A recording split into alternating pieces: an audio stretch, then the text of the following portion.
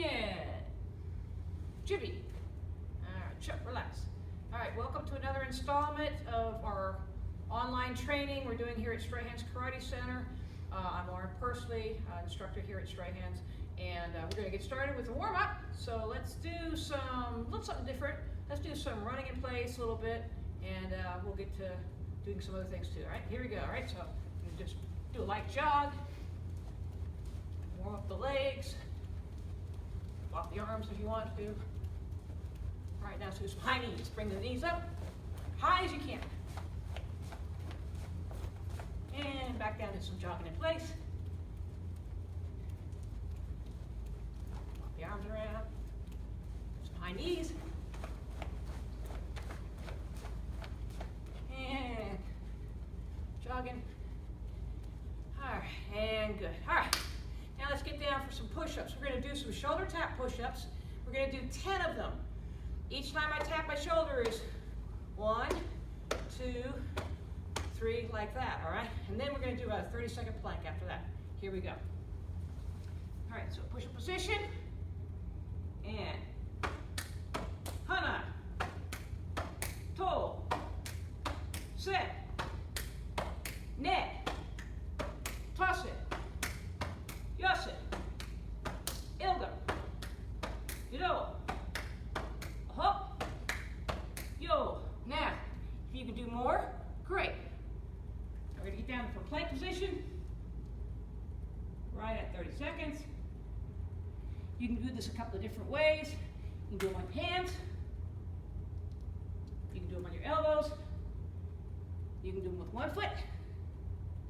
You can do them with no feet. No, wait, you can't do that. Oh, okay. You gotta have at least one foot on the ground. All right, otherwise you'll fall over. All right. Got about another 10 seconds. This is really good for strengthening the core.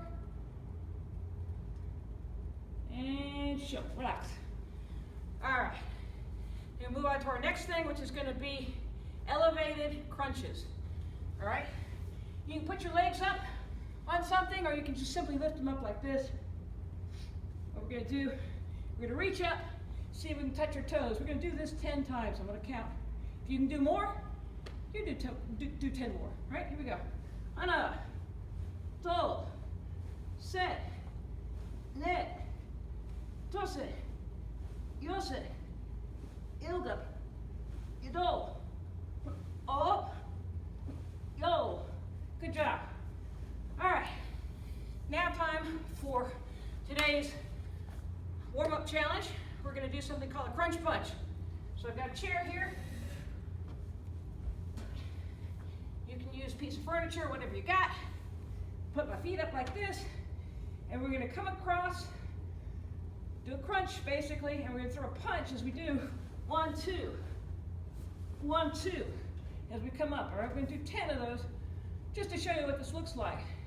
All right, if you can do more, in fact, that's the challenge. How many can you do? So let's do these.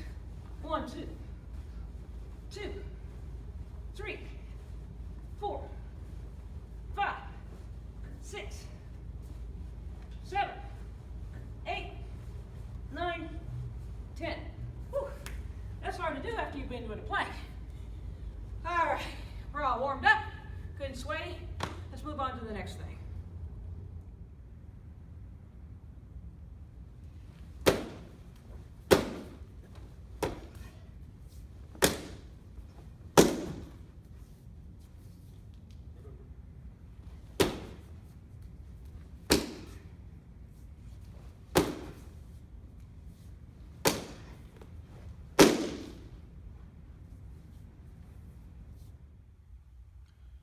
All right, we're going to start what's called a flow set.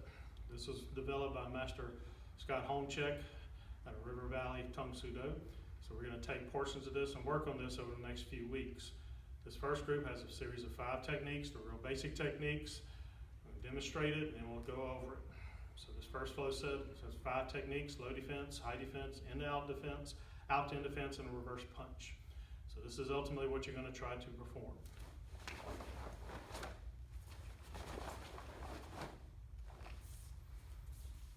Now to help break that down,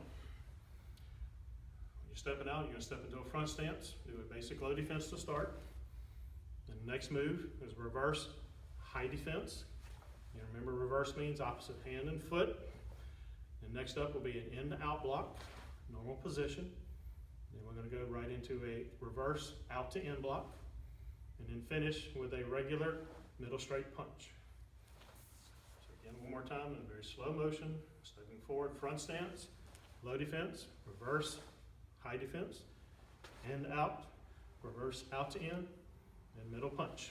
And then you will repeat, stepping forward, low, reverse high, in to out, reverse out to in, and middle punch.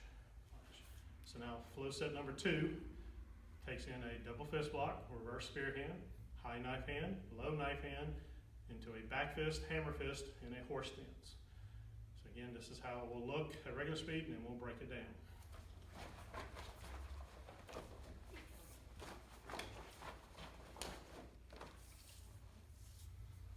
So now breaking each of those techniques down, start off with your double fist, front stance.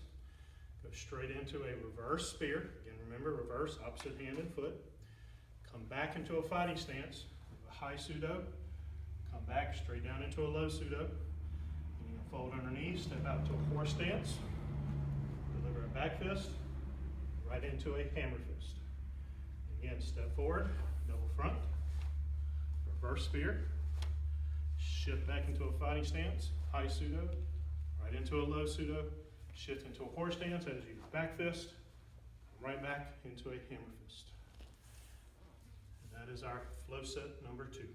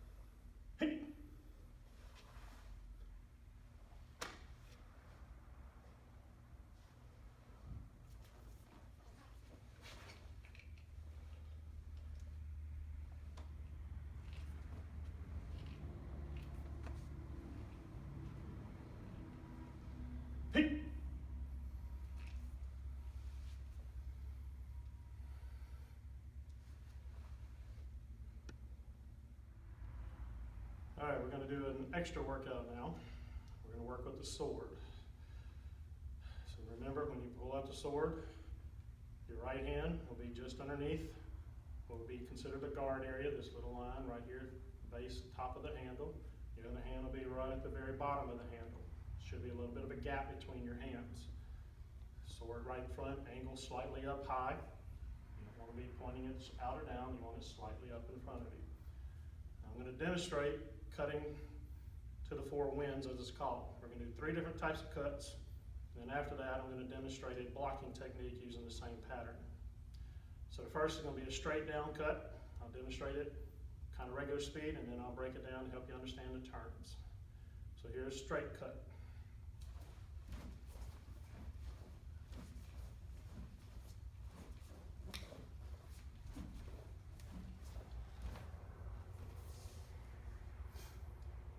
So the first move, step straight ahead with the right foot.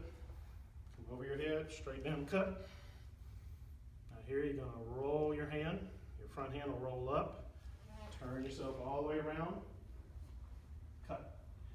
Now you're going to look to your right, just a 90-degree turn.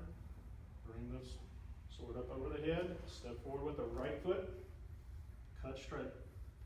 Look over your left shoulder. Turn. Turn all the way around from overhead. Cut. I'm going to repeat this process all the way around. Look to your right 90 degrees. Over your head. Step forward with the right foot. Cut. Go over your left shoulder. Turn the sword. Turn all the way around. Cut. To your right. Turn your sword over. 90 degrees, right foot forward. Cut. Go to the left shoulder. Turn the sword up. Over the head. Left foot forward. Look to the right. Turn the sword. Step forward. Cut. Now you're right back where you started. From here. Now I'll demonstrate at an angle cut.